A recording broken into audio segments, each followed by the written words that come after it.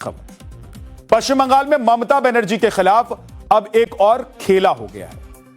यह खेला फूट नहीं है, सांसद या विधायकों के बगावत का भी नहीं है।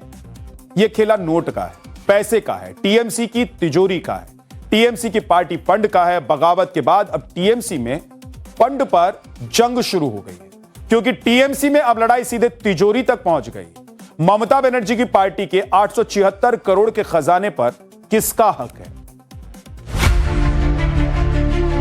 सत्ता गई, सीएम की कुर्सी गई, विधायक गए, सांसद भी चले गए।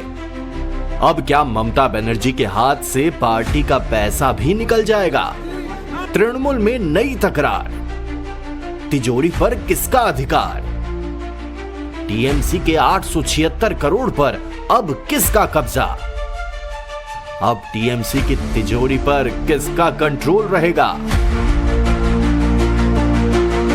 पार्टी में फूट के बाद अब फंड हाईजैकिंग का खतरा।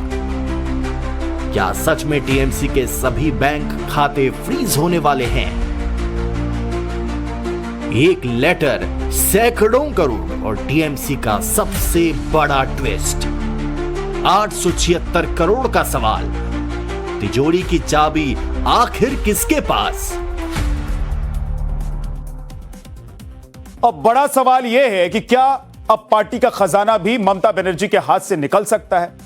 वो पैसा जिसके दम पर चुनाव लड़े जाते हैं, वो पैसा जिसके दम पर संगठन चलता है, वो पैसा जिसके दम पर राजनीतिक ताकत खड़ी होती है, यह सिर्फ उसी का होता है जिसके हाथ में तिजोरी की चाबी होती है।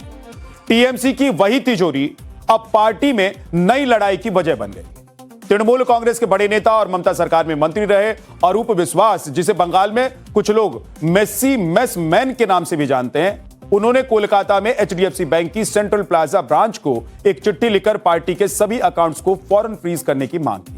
इस चिट्ठी को अरूप विश्वास ने 12 जून को लिखी है और 16 जून की तारीख में रिसीविंग भी दिखाई दे रही है। इस चिट्ठी को अरूप विश्वास ने बतौर टीएमसी ट्रेजरर लिखा है, लेकिन आपको बता दूं कि अभी खुद अरूप विश्वास के टीएमसी के ट्रेजरर होने पर भी कंट्रोवर्सी है। वो टीएमसी के कोषाध्यक्ष हैं भी कि नहीं, इस पर अभी विवाद है। अब वो क्या विवाद है, इसे जान लेते हैं। आपको बता देते हैं कि इस चिट्ठी में ऐसा क्या लिखा गया है जो तिजोरी पर अधिकार को लेकर टीएमसी ने नया तकरार छेड़ दिया है, टीएमसी में तकरार छिड़ गया है। अपने इस लेटर में अरूप विश्वास ने लिखा है कि यह बात अब हर कोई जानता है कि पार्टी के निर्वाचित प्रतिनिधियों की बड़ी संख्या पार्टी से नाता तोड़ चुकी है या फिर खुलकर बगावत कर चुकी है।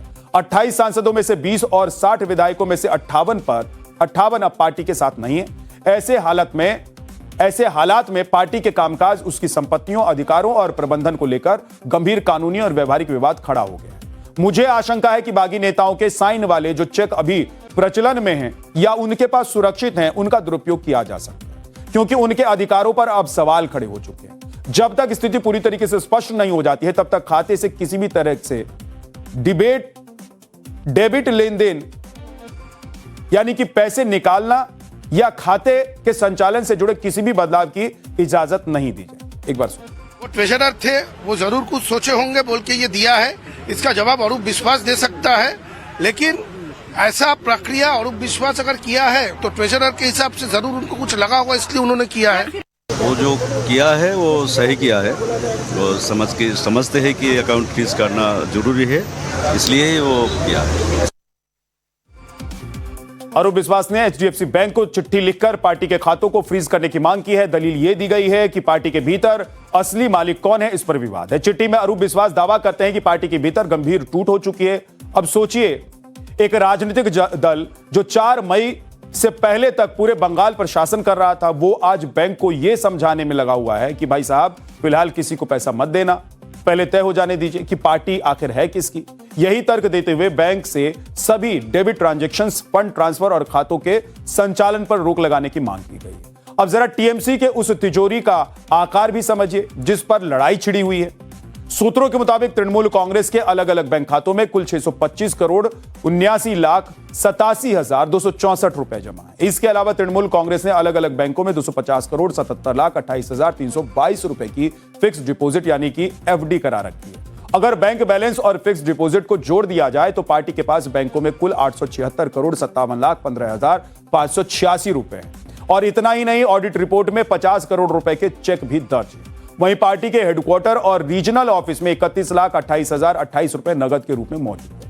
यानी कि बैंक बैलेंस, एफडी, चेक और नकदी को मिलाकर तृणमूल कांग्रेस के पास करीब 927 करोड़ रुपए जमा है।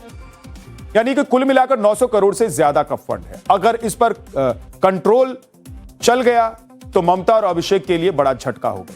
वैसे आपको बता दूं कि टीएमसी के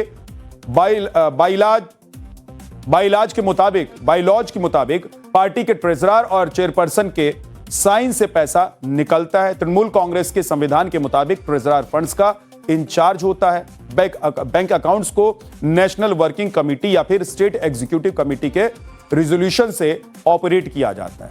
अभी टीएमसी के चेयरपर्सन ममता बनर्जी हैं और ट्रेजरर सुभाषिष चक्रवर्ती हैं, लेकिन अरूप विश्वास भी खुद को टीएमसी के ट्रेजरर होने का दावा कर रहे हैं। अब सवाल उठता है कि क्या अरूप विश्वास अभी भी टीएमसी के ट्रेजरर यानी कि कोषाध्यक्ष हैं?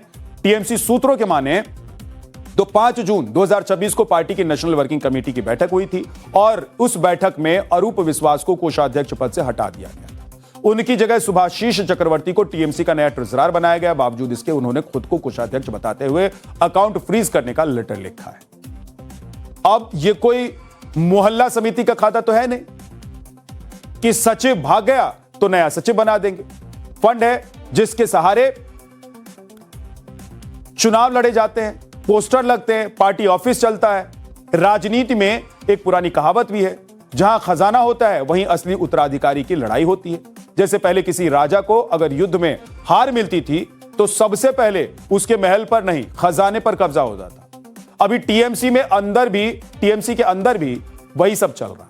अब सवाल यह है कि अरूप विश्वास की यह चिट्ठी सिर्फ एहतियातन उठाया गया कदम है या फिर राजनीति की कोई नई पटकथा लिखी जा रही है? क्योंकि राजनीतिक गलियारों में चर्चा है कि ऋतव्रत बनर्जी की अगुवाई में पार्टी के बागी विधायकों के खेमे और ममता गुट के बीच संघर्ष अब निर्णायक मोड़ पर पहुंच चुका है। इस बार अरूप विश्वास दक्षिण कोलकाता की टोलीगंज विधानसभा सीट से चुनाव लड़ रहे थे और हार गए। हारने के बाद अरूप विश्वास को कोषाध्यक्ष पद से हटा दिया गया था। अब चुनाव से पहले ही टीएमसी से अलग हो चुके हुमायूं कबीर अरूप विश्वास पर आरोप लगा रहे हैं कि इस बार विधानसभा चुनाव हारने के बाद अरूप विश्वास का प्रभाव पहले जैसा नहीं रहा है। ऐसे में वो पार्टी के बागी खेमे, खासकर ऋतव्रत बनर्जी गुट के करीब जाकर अपने लिए नई राजनीतिक जमीन तलाश रहे। ये चिट्ठी उसी नई पोजीशनिंग का हिस्सा है। तो यहाँ विधानसभा के अंदर जो टीएमसी का दूसरे टीम बना, उनको साथ जोड़ने के लिए वो तो विधानसभा में नहीं जीता, इसलिए बाहर से इनको मदद करने के लिए और कालीघाट को प्रस्तुत करने के लिए एक किया। ये कोई पॉलिटिकल पार्टी नहीं है, यह एक प्लेटफॉर्म है जिसमें सिर्फ मनी मेकिंग था। आज वो रुपया कमाने का जगह नहीं रह गया तो सारे लोग स्कैटर्ड होने शुरू कर दिए। ये वो लोग हैं जो हर तरह की गंदगियों के साथ जुड़े हुए थे। ये वही अरूप विश्वास है जिसके चलते भारत पूरे दुनिया में अपमानित हुआ। अभी आप लोगों ने सबने देखा, बीते कल ही मेसी ने हैट्रिक किया। उस पूरे कांड में अगर बंगाल की गरिमा को किसी ने नुकसान पहुंचाया था तो ये वही अरूप विश्वास है। अभी इस तरह के बहुत सारे प्रकरण आते रहेंगे। क्योंकि आज ही एलओपी के केस में ममता गुट को कोलकाता हाईकोर्ट से भी झटका मिला है। कोलकाता हाईकोर्ट ने आज विधानसभा स्पीकर के फैसले पर रोक लगाने से मना कर दिया है। विधानसभा अध्यक्ष ने टीएमसी के बागी विधायकों के नेता ऋतव्रत बनर्जी को नेता विपक्ष के तौर पर मान्यता दी है और उस फैसले को ममता बनर्जी गुट ने कलकत्ता हाईकोर्ट में चुनौती दी थी, जहां से अब ममता बनर्जी को झटका लग गया है। कोलकाता हाईकोर्ट के जस्टिस कृष्णा राव ने इस मामले में कोई अंतरिम आदेश पारित करने से इनकार कर दिया है। यानी कि स्पीकर का फैसला अगली सुनवाई तक लागू रहेगा और इस मामले की अगली सुनवाई 28 जुलाई को होनी है। तो एक तरफ कोलकाता हाईकोर्ट से ऋतव्रत बनर्जी के एलओपी होने पर फैसला और दूसरी तरफ अरूप विश्वास का अकाउंट फ्रीज करने के लिए लेटर लिखना और आज पुलिस के सामने पेश होना अपने आप में कई सियासी कड़ियों के जुड़ने का संदेश है।